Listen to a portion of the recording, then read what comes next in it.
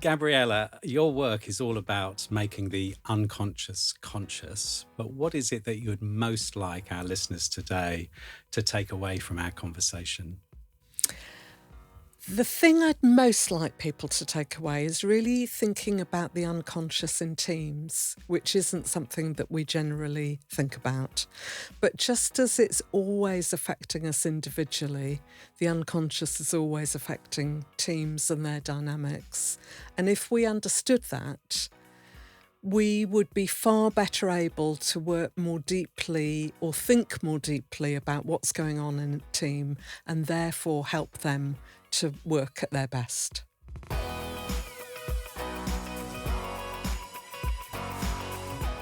Hello, our guest today is Gabriella Braun, founder of consultancy Working Well.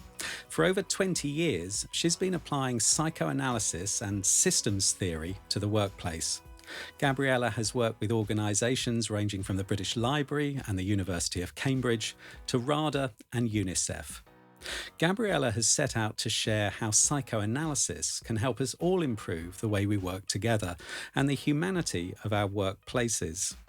Presenting as a collection of short stories, her book, All That We Are, Uncovering the Hidden Truths Behind Our Behaviours at Work, teaches us that thinking more deeply, acknowledging our unconscious, and reflecting on our own actions are not only ways to enhance our personal lives, but key to success at work, especially in developing exceptional teams. I'm Robert Digings, and this is Highly Relational, the podcast about creating, leading, and developing great teams at work, and learning how to love the ups and downs on the journey to sustainable human collaboration. We have one simple aim: to help you create world-class teams wherever you are and wherever you work. In our conversation today, Gabriella highlights how curiosity without blame is the place to start. That teams go a bit mad under stress, just like individuals, and why the pull and push are equally valuable. An organisation can be much more in its constructiveness if it attends to its destructiveness. We've all had that gut instinct moment at work. You've been asked to lead on a project or work with someone new, and your first thought is, oh no, I can't do this. Most of the time at work, we push this feeling aside and buckle up. But what might we learn if we stopped and asked ourselves, why did I think or feel that way? How come that was my first response? Psychoanalysis and depth psychology in general focuses on our unconscious process with the aim of revealing more of who we are and creating opportunities for change and growth. I started our conversation by asking Gabriella how she defines psychoanalysis for the clients she works with and why there's value in bringing it to the workplace. I don't try and specifically define it because it might put people off, but what I do explain is the key to why I'm using it, which is that I use it because it is, I think, the most sophisticated method we have for understanding human nature, and it thinks about the unconscious. And there are things that we take for granted in the family, for instance, sibling rivalry, that we never think about in the workplace. But why not? Actually, just as it's in the family, I've not met an organisation where there isn't something going on about sibling rivalry. So I'll bring the concepts into the workplace, and I find that incredibly helpful. It gives us a much deeper level of understanding about what humans are doing at work. And after all, humans make up the workforce, so it has a massive effect. I know it's going to be a really rich conversation, and I'm so interested personally and professionally in the work that you do and the depth at which you work. And I'm curious about all sorts of elements of it, about how clients receive the work, about where you can take the work as opposed to the analysis that might happen in a private setting for an individual that wants to work with somebody in that way, a professional in that way, as opposed to a work context, and whether there are places that you can't go or choose not to go. I'm curious about how on earth you came to be using psychoanalysis in a corporate setting.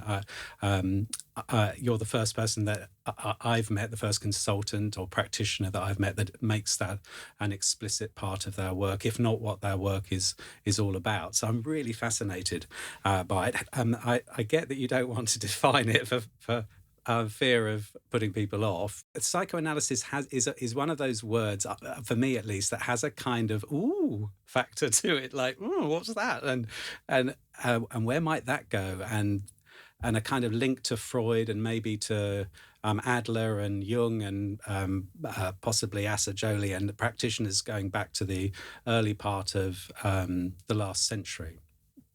So I'll push you a bit more then. If you don't want to define it, what is it? What do we mean by psychoanalysis? Okay, and actually thinking about it, it's probably not true that I don't define it for fear of scaring off clients. That's probably not true, actually. I suppose what I do is when I'm starting with a client, I don't want to go into endless, this is what I do, this is how I do it. I don't want to start by talking ad infinitum about theory. I want to get going more. So in the workplace, what I do tell clients is that I am not clinically trained and I am not going to be analysing them. It's not appropriate, and I can't anyway. But I wouldn't want to. But what's so appropriate and helpful in the workplace is thinking about the unconscious, thinking about some of those things that are going on that we can't see. They're buried under the table, they're under the carpet, but they're affecting us all the time in the workplace. That, I think, is incredibly helpful. Do you remember that advert, Heineken beer? What was it? It reaches the parts other beers cannot reach. So it allows us to do that. It goes to places other things, I think, can't reach. It helps people, and it's not me when I'm working with clients, either individually or as teams. It's not me teaching them. It's us working together to work out what might be going on.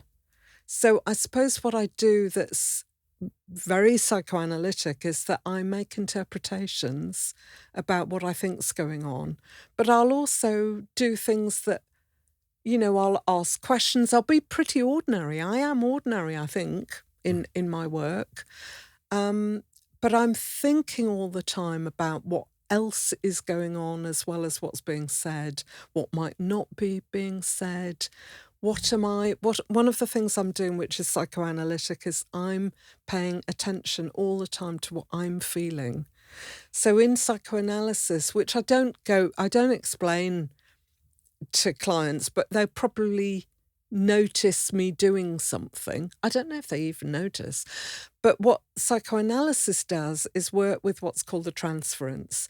So the feelings that go from the patient in analysis into the analyst. And then the analyst has counter-transference, their response to what's being projected into them. So I'm using that. I'm working with, like I might find myself, like the other day I was working with a team and everything was fine. And I started to feel anxious. Now, I didn't say to them, I'm feeling anxious. Sometimes I might, but I often wouldn't, but I'd use it as information for myself. And what I connected was something with a worry that I thought someone had just passed over, but was actually causing a lot of anxiety. And I had a hunch that's what I'd picked up. And that's what I did. I made the interpretation that I thought X was actually of significant worry, much more than had been spoken about. And yes, then they talked about that. So if I'll just play back what I think I've understood, you are using your own process, your own personal experience in the moment, in the room with the team, your feelings, thoughts, body sensations, anything, in fact, that you could say, I'm experiencing this at the moment. You're paying attention to that as much as perhaps you're paying attention to what you actually see and hear going on in the room, or there's a significant element of your attention on what's happening for you and in you. And you're interpreting that as being valuable or you're holding your personal experience as being valuable in the work that you're doing with the team at the time, or the individual at the time. Absolutely, absolutely. There's one important thing to add to that, which is that I had years of being a patient in psychoanalysis, and that means I'm reasonably well able to differentiate my stuff from the individual or the team stuff. Yes. And I think that's really important, because otherwise what I may interpret is something that is mine. So if I'm feeling anxious, it might be nothing to do with them, it might be mine. And I've got to, what would be very dangerous is me to start interpreting my stuff and making it their stuff, as if it was their stuff. So I think it's really important to have a good awareness of your own stuff, so that you don't start dumping it on individuals and teams if you're going to work at that level. Which points to something that is both delightful for me and also obvious, having looked at your book and your work and understanding what you do. You could only do this if you've done an enormous amount of work on yourself, because otherwise it can just become, there's too much, it's too complex to unpack unless you've spent a lot of time, I presume hundreds if not thousands of hours of your own reflection on who you are and your own process with your analyst, who I thought it was lovely that in the acknowledgements at the back of the book you thank first of all. I'd love to find out a little bit more about that process.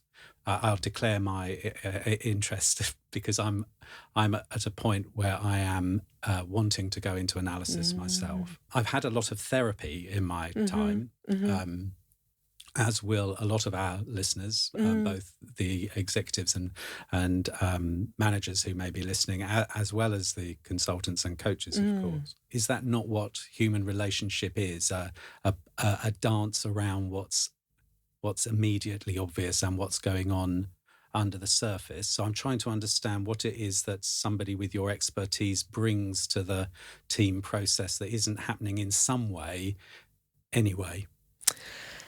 Yeah, good question. Let me start with the team bit, and then we can go back to your interest in the kind of lying on the couch bit. I hope that I'm not the only person listening to you who's interested in your own analysis. You're the only, I think I said to you before we started, you're only the second person I've met in my life who I know and they declared that they've had analysis. So it's like you're a very rare. That doesn't mean that there aren't a lot of people. Being. Yeah, there may be lots of people I've met who have had analysis. They just haven't told me. Yeah, or maybe there aren't that many. I don't know.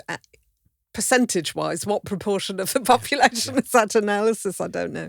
Yeah. But let me say something about teams. I mean, I agree with you that we're always doing a dance around kind of what's obvious and what isn't.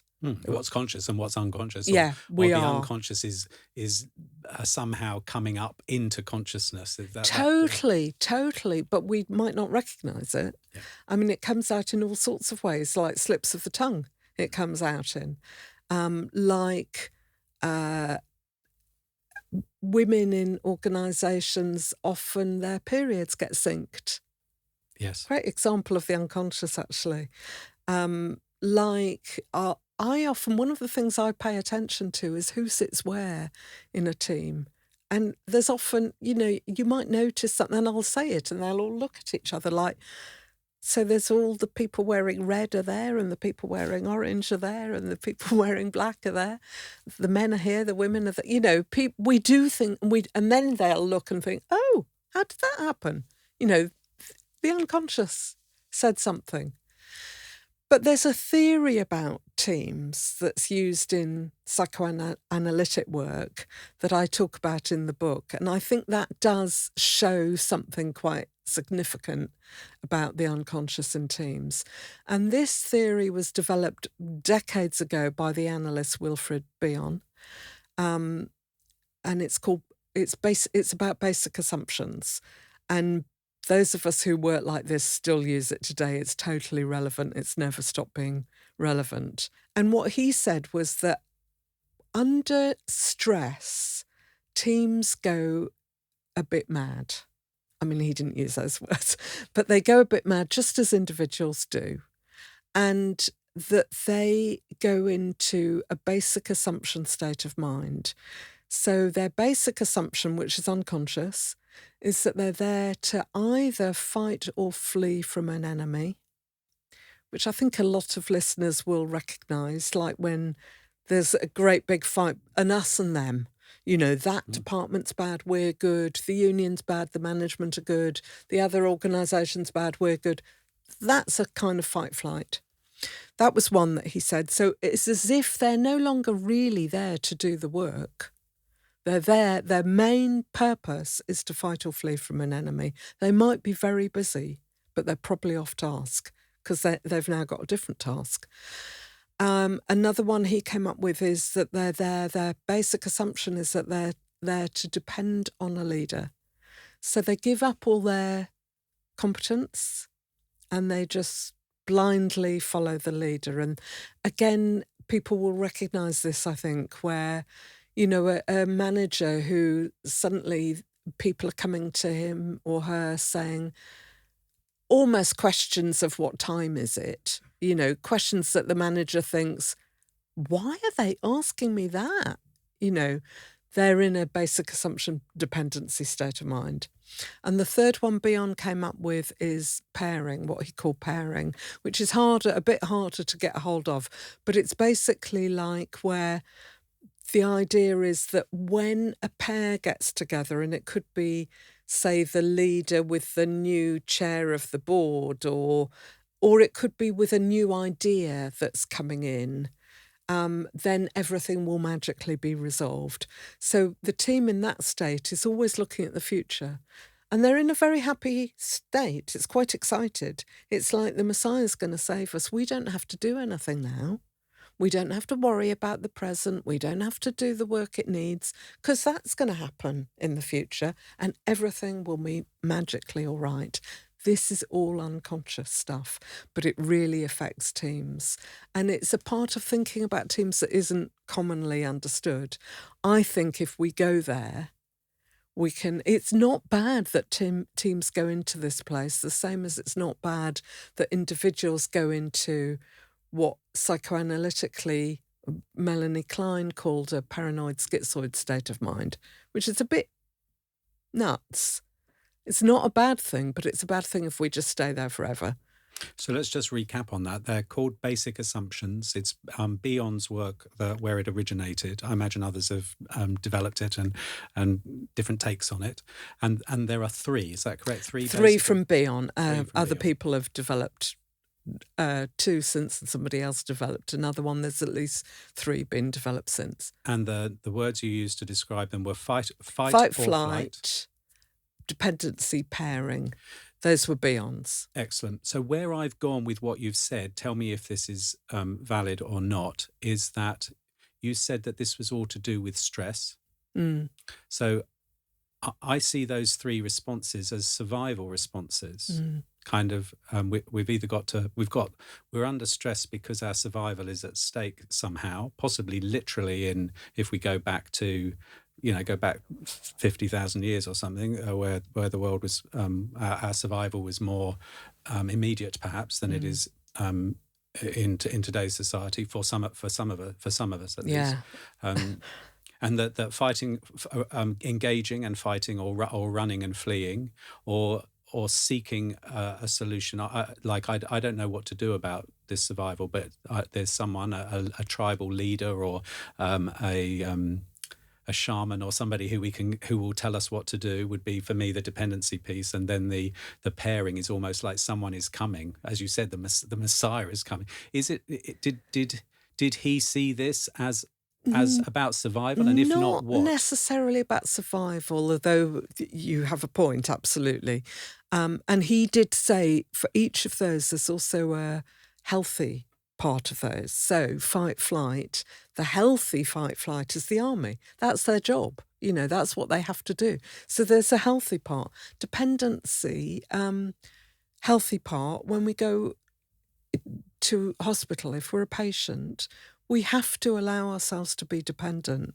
We have to take the expertise of the doctor. If we don't, how are we going to allow them to treat us? So there is healthy There's expertise, healthy of isn't there? all of Yeah. them. Can I ask you a really dumb question, which is, well, there's several about the unconscious. So how do we know we have an unconscious? Can I go back a step before I go to that? Yes. I will come to that. So the bit that what Beyond said was we go into those places under stress. It's anxiety. It's a response to anxiety, which we have all the time, but a lot of it is in the unconscious. We won't necessarily know about it. So how do we know we have an unconscious? We make slips of the tongue. We do things that might seem a bit off kilter. Here's an example. Years ago, my sister and I were dealing with a very tricky family scenario, and we arranged to meet someone in a restaurant to talk through this scenario. We picked a fish restaurant, and the person we were meeting hates fish. And we had, in quote marks, completely forgotten. We knew, but we'd completely forgotten. And I say that's an example of the unconscious because it was quite a vengeful thing to do, to pick the one kind of food that person hated. And we weren't doing it consciously, but our unconscious spoke to our fury with this person, and we were furious. So there's an example of the unconscious. And continuing my run of foolish questions. So it's not foolish at all. Well, it shows a lack of understanding. Although I guess I have some views of my own, but I'm really curious about what conclusion you've come to. So if we looked at the whole of our consciousness like an iceberg, and what's above the water is conscious process, and what's beneath the water is unconscious. How big is it? In other words, I don't know. I have read articles that attempt to assess the size of our unconscious compared to our conscious. I wonder do you see that as a relevant question at all, or can you give us some sense of the scale? I can kind of say it's big. Big. But also what I would say is the size will vary, because if we're in a very open state of mind, we might have allowed a bit more of our unconscious to become more conscious.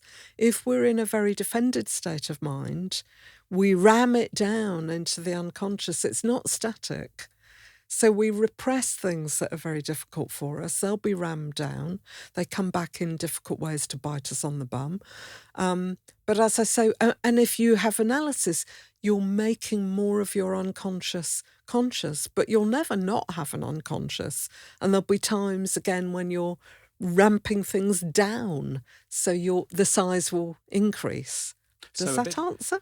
Well, I love the idea that it's big. That's fantastic. That's very technical. Very precise.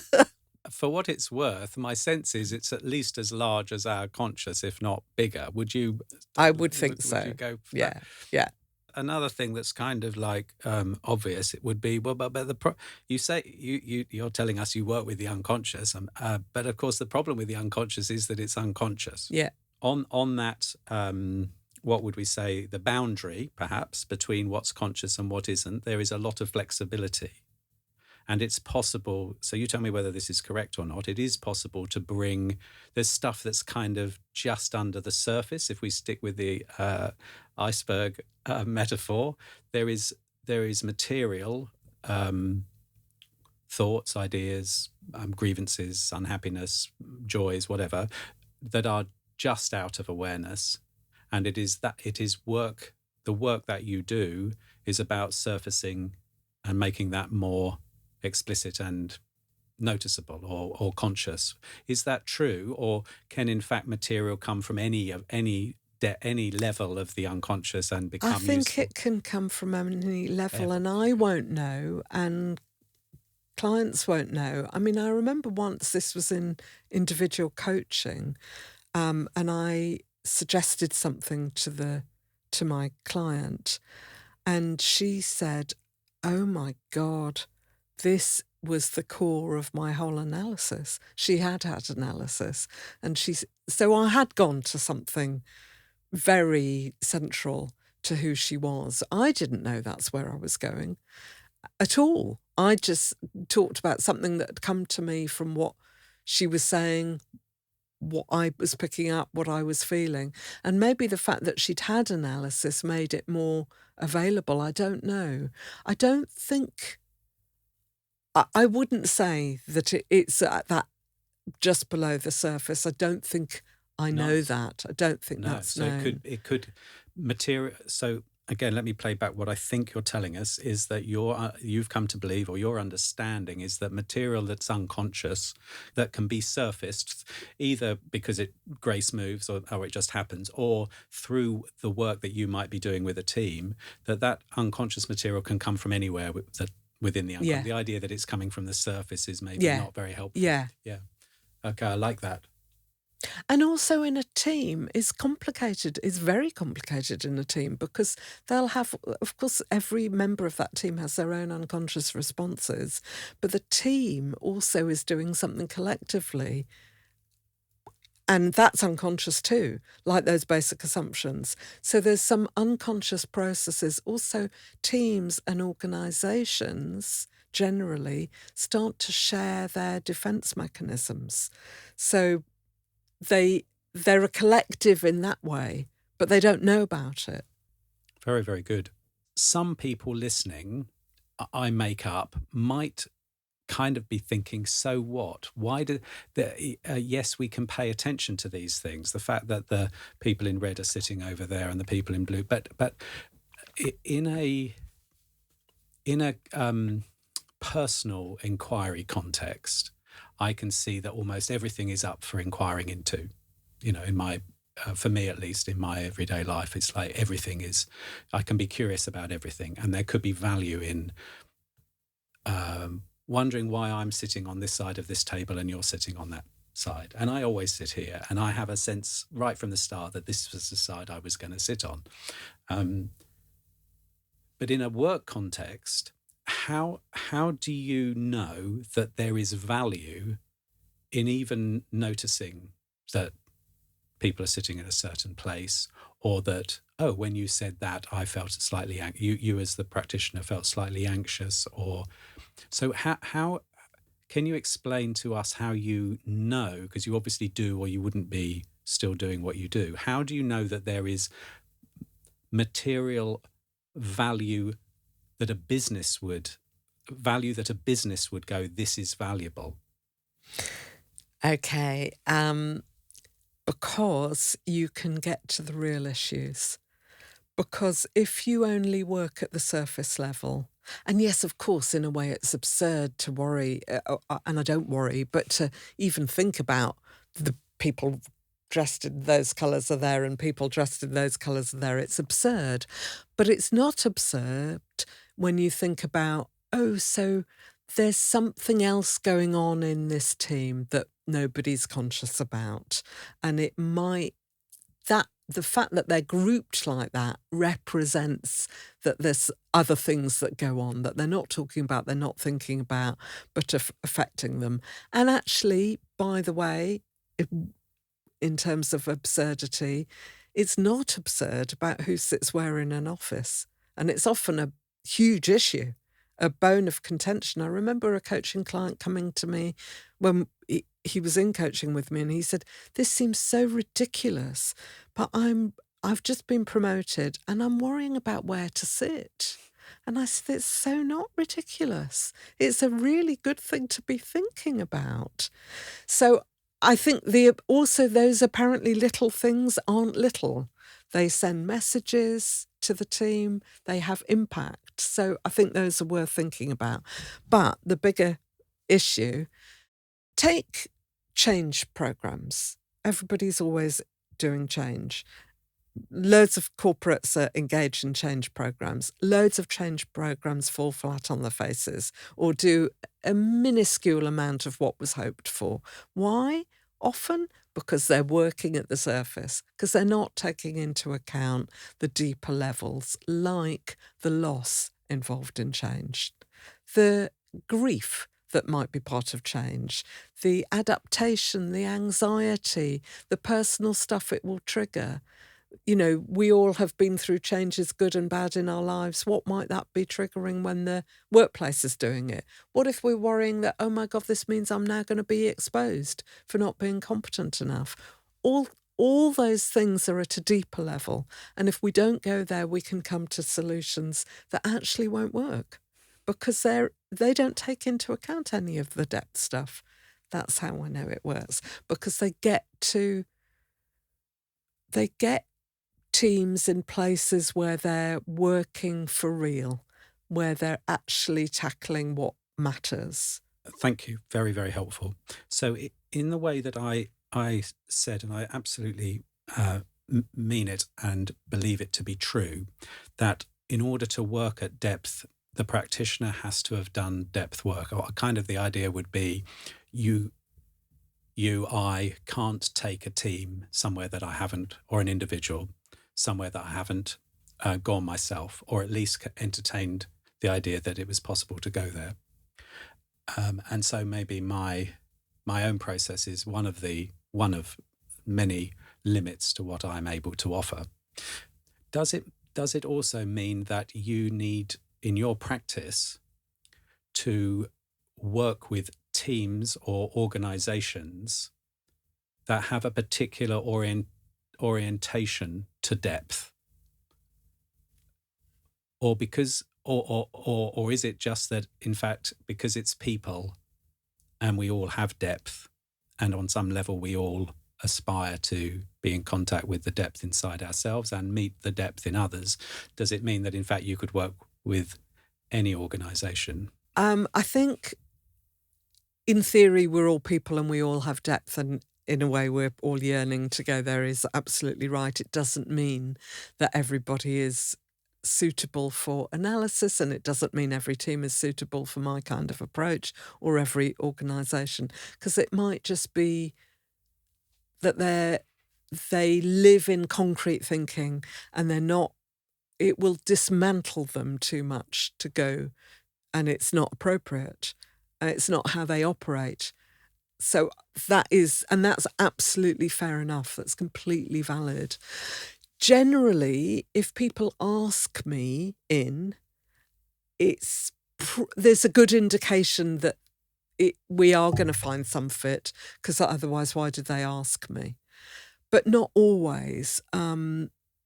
So occasionally someone's asked for coaching when they need therapy, but it's easier maybe to think, oh, I need a coach, than it is to think I need a therapist, and I will refer them for therapy. I mean, one of the things that can be problematic is that someone invites you and you're not the person you end up working with. But I'm quite careful to look at that. And, you know, an individual might ask me and then I'll say, why don't we meet with the team? And then let the team think about whether we're a fit. Me and the team also think about it. So I'll generally work with that, and that's fine. Let's move on to another thing that is clearly very important to your work, because you've structured the book around kind of in 3 sections. And if I've understood what you're attempting to say, or what the reason why you've done that, there's a section about kind of knowing who we are and the process of greater understanding of ourselves, and that we bring all of ourselves to the workplace. We might want to leave aspects at the door as we walk in, but it's just not possible, because we can't split ourselves completely in that way. We can repress stuff rather than leave it out, and maybe it then becomes more powerful through its repression than it would be if we were more upfront about it. And then the second and third parts of your book are about kind of a destructive process, and then a generative, or I think you use the word constructive process. So can you say a bit about how come you have made so much of that by the way you've structured the book? Why are you highlighting a destructive movement and a constructive movement in human relationships and endeavour? Oh, I'm glad you asked that. And the first part is about, the fundamentals of being human. I'd say all three parts are about, and well, illuminate more about who we are and how we function individually and in teams and in organisations.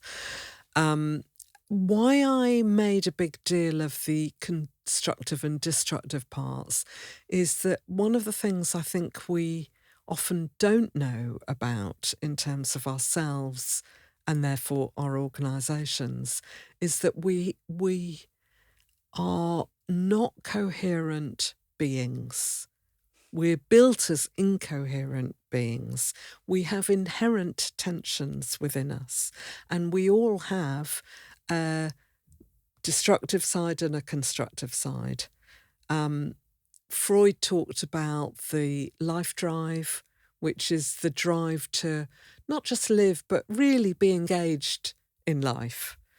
And he talked about the death drive, which isn't just about dying, but it's about, just kind of giving up, not bothering to have the difficult conversations, wanting to stay in bed and put the duvet over your head, a kind of apathy. And within those come our destructive and constructive parts.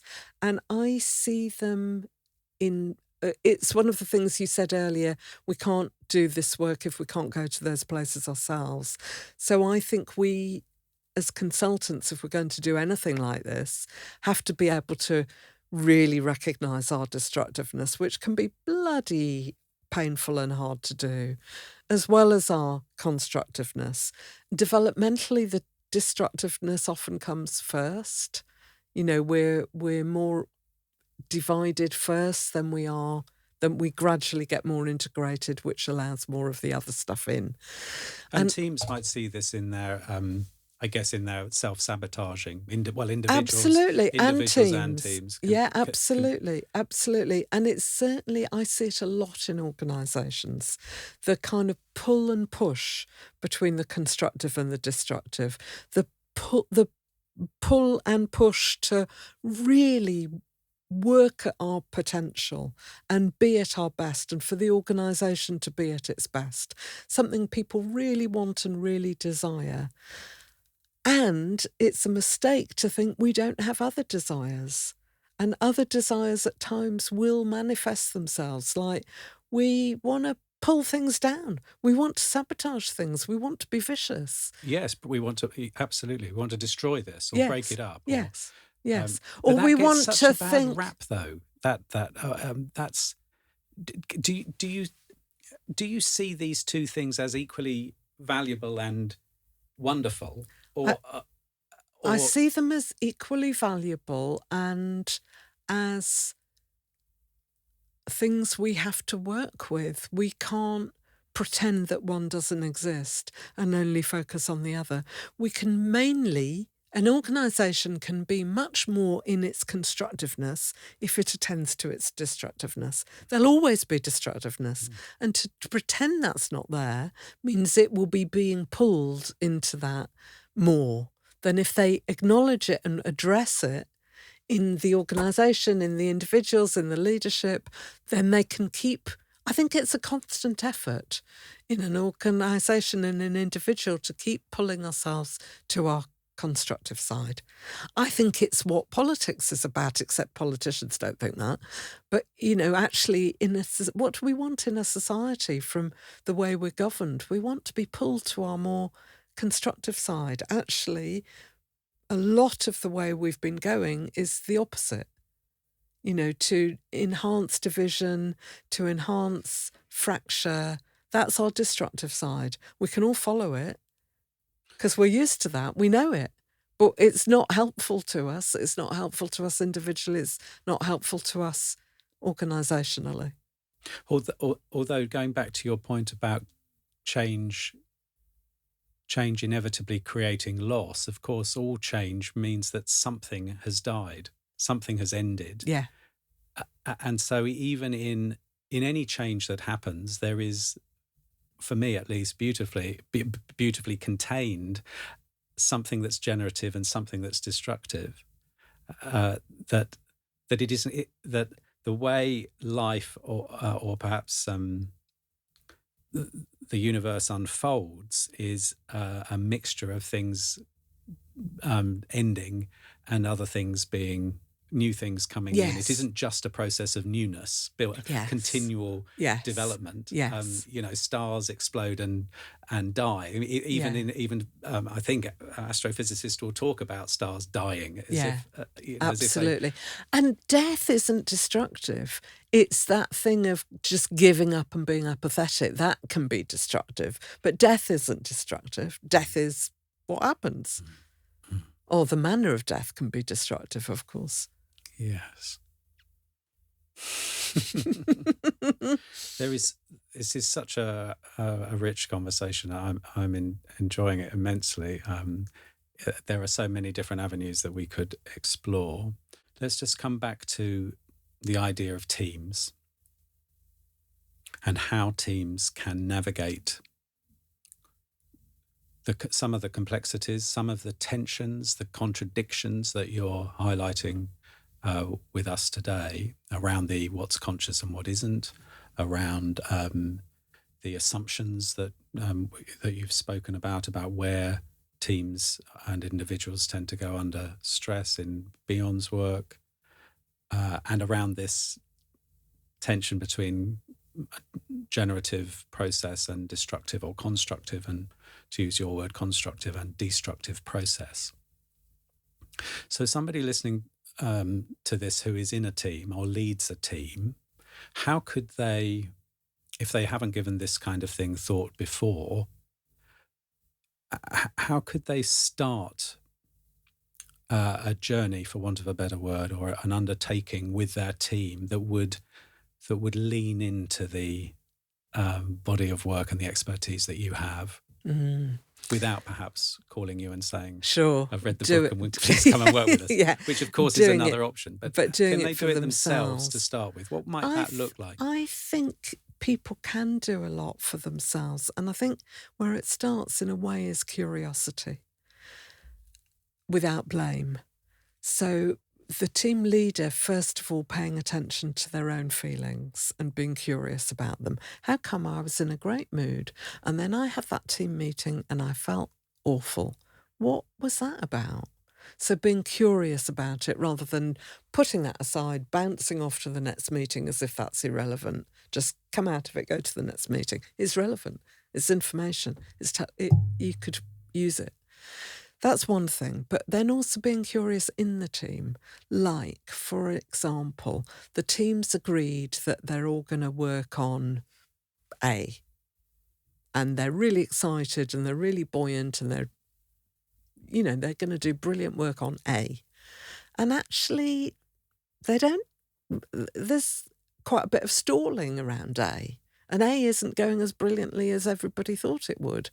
And rather than the team leader starting criticising or blaming or resetting targets, actually having a conversation with the team that says, I'm curious. We were all so signed up for this. And yet, it's not quite what we thought. Can we try and understand it? So that's a very different approach from saying, okay, you were meant to do that and you didn't. Okay, let's reset these targets now.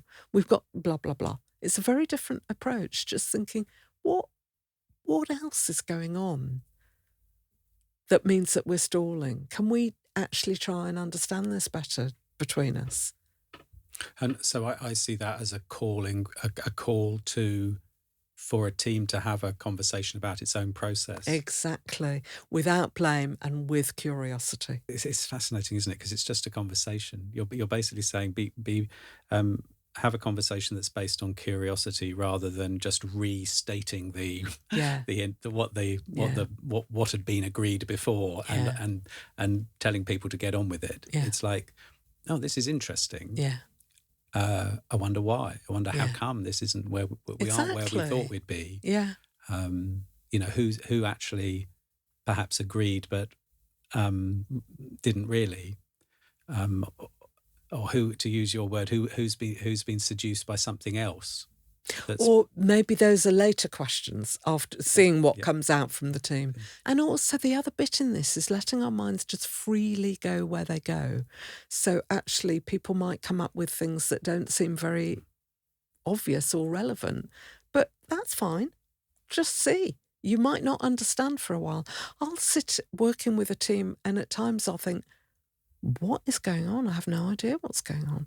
But actually having the confidence to sit with the anxiety and wait until something is more known. There's one story in the book that I talk about where, in the end, we never really knew what had gone on.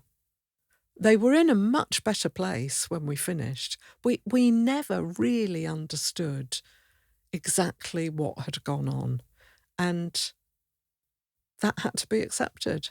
I never got it. They never got it. We got as far as we could, and they were in a better place, and we accepted, okay. I said to them, I don't think we'll ever actually quite understand this fully.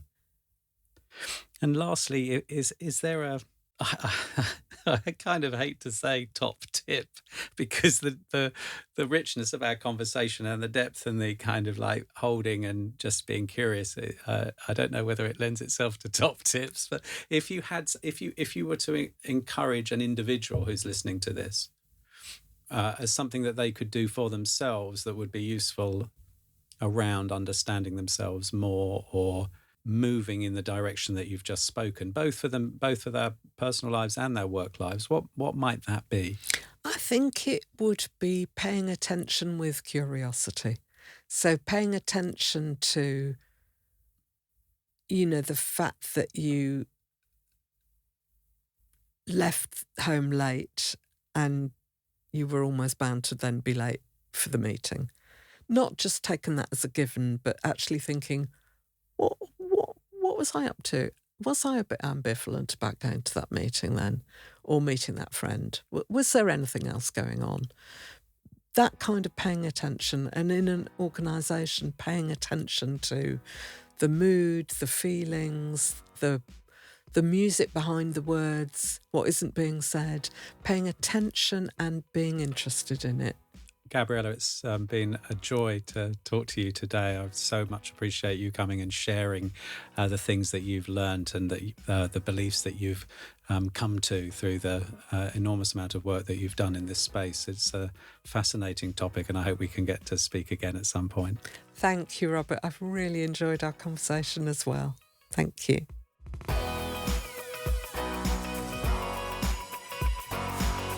The consciously brilliant Gabriella Braun, thank you for sharing your time and expertise with us today. To find out more about Gabriella's work, head to workingwell.cc and gabriellabraun.co.uk, or try her book, All That We Are, Uncovering the Hidden Truths Behind Our Behaviours at Work, published by Piatkus, part of the Little Brown Book Group. You've been listening to Highly Relational. Check out the show notes for more information about today's guest and the topics covered. We do hope you're enjoying these conversations and getting value from them. Do let us know what you think wherever you're listening or watching, and feel free to follow me on LinkedIn to join in the online conversation. And of course, there's no better way to support what we're doing than by reviewing us and subscribing. It really does make a huge difference to the podcasting algorithm. I'd like to thank today's studio manager at VoxPod Studios, Alex Bennett. Post-production is by Sean Lawson, and the series producer is Ella Halsall. I'm Robert Digings. Thanks for listening, and goodbye.